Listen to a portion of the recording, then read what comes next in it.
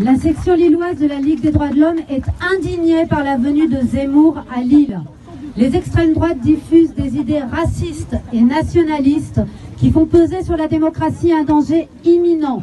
Elles défendent une vision du monde fondée sur une conception absolue des différences entre races, nations, ethnies et cultures. C'est la destruction de l'universalisme qui fonde le projet républicain et les combats de la LDH depuis l'affaire Dreyfus. Le refus de l'égalité des droits est au cœur de l'idéologie de Zemmour. Les étrangers, les musulmans, les juifs, les mouvements de défense de minorités, les féministes, les écologistes, maintenant les personnes en situation de handicap et d'autres demain sont désignés coupables de ne pas être dans le...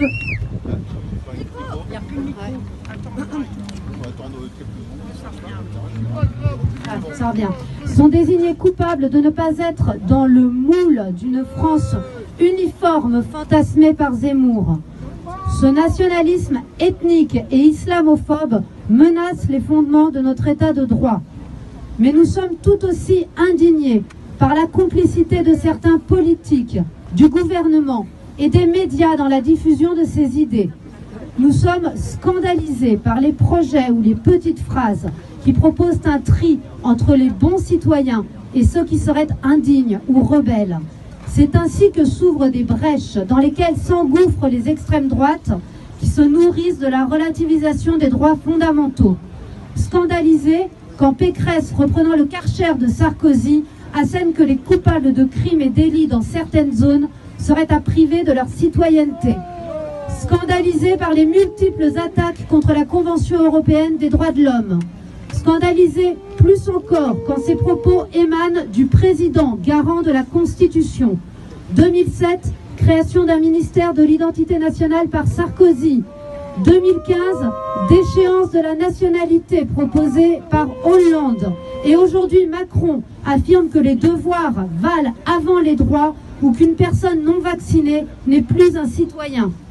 L'article 6 de la Déclaration des droits de l'homme et du citoyen pose que la loi doit être la même pour tous les citoyens étant égaux à ses yeux.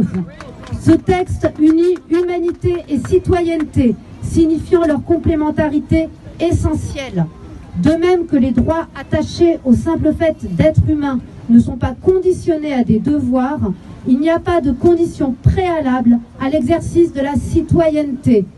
Ces propos et propositions distillent une vision de la société et de la citoyenneté fondée sur la même division haineuse que celle de Zemmour. Ils remettent en cause le principe d'égalité civile et pénale qui est au cœur du projet républicain depuis 1789. C'est pourquoi, au-delà de la dénonciation de Zemmour, nous rappelons au gouvernement qu'il ne peut pas se rendre coupable de la diffusion de ces idées.